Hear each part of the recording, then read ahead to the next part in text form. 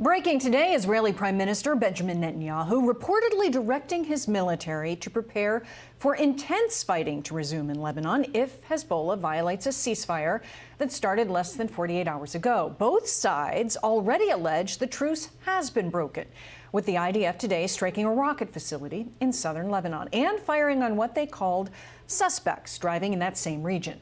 Correspondent Alex Hogan is reporting live for us from Tel Aviv, Israel. Alex, happy Thanksgiving to you. Happy Thanksgiving to you, Molly, and all of our viewers back home. So, as you mentioned, yes, there is a lot to be watching tonight here from the Middle East, with the IDF saying that it struck a Hezbollah site in southern Lebanon, saying that this is something that it reserved the right to do, that it was going to defend itself if it sought and it had the need to do just that. Now, all of this playing out at the same time, we are seeing another part of the ceasefire really coming to fruition, and that is the UN and the Lebanese army starting to monitor the border. They will need to create a buffer zone as Hezbollah moves north and the IDF withdraws from the country. So those units, as you can see in this footage, are already on the border today. But ceasefire celebrations broke out in Lebanon, where for another day, thousands of people packed roads aiming to return home. This is a look at the cars returning in droves to Lebanon from Syria. So many cars that it actually took up 4 lanes. But as people tried to head back to southern Lebanon near the border of Israel, the Israeli government is urging them to stop. The IDF fired on a village in the south part of the country where it said suspects had approached. So the military, again, will be retreating, Molly, in phases. So once again, urging civilians not to return to those towns until it is fully safe to do so. We know this is a 60-day ceasefire that, of course, after which negotiators say this will be drawn out into a much larger peace plan. But, of course, a lot of focus on whether all of this is happening here tonight. Absolutely. Molly. Some challenges already well ahead of getting even remotely close to 60 days. Alex Hogan, thank you for bringing us up to date.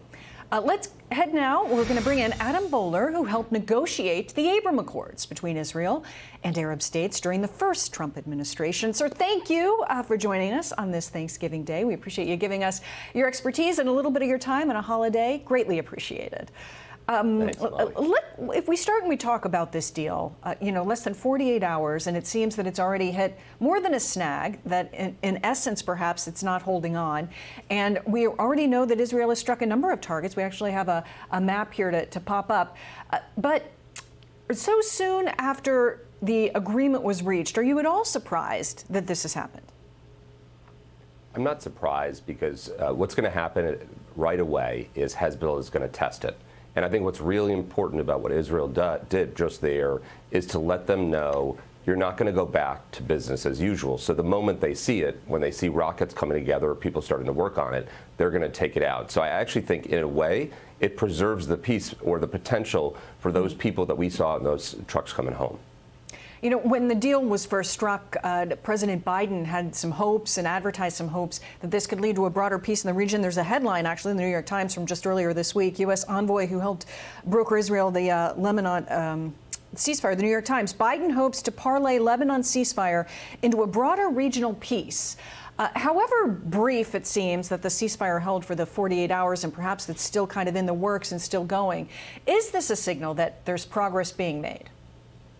I think there is real progress being made. And I will tell you the major factor here is the election of our new President Trump. And the reason I say it, look at the ceasefire itself. It's a 60-day period. President Trump will be inaugurated in 53 days. There is no mistake there. It's not like, obviously, everything just started opening up. And so what you saw first is Qatar asking Hamas to leave right after the election. And now you see the ceasefire and you see people are reacting to what is going to happen if there is hostility once President Trump takes office. Yeah, notably, of course, this was a 60-day deal, which is about the time that President Trump would be taking over. The U.S. envoy who helped broker this deal as it was in the works talked about how they did reach out to the Trump team as this was in progress. Take a listen. Once I believed that we were really in the final stages of an agreement, I did check in with President-elect Trump's senior national security team to make sure that they knew what we were after here.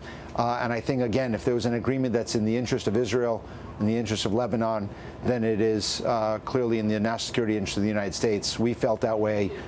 They did as well. They did as well. Your thoughts on that?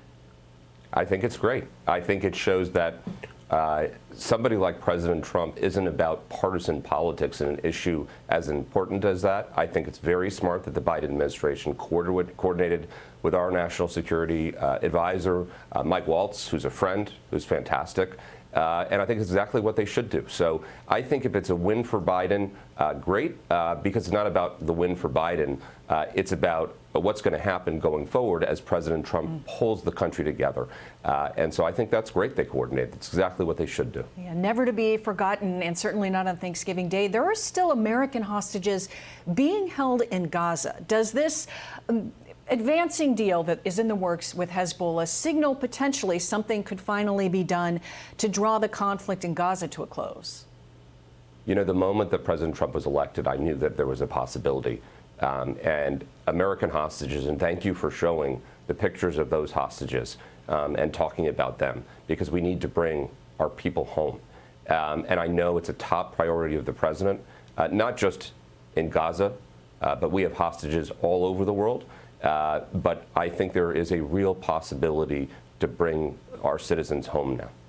Adam Boehler, happy Thanksgiving to you. Thank you for your insights. I hope you get a chance to enjoy some of the day with your family. Thank you for coming You too, in. Molly.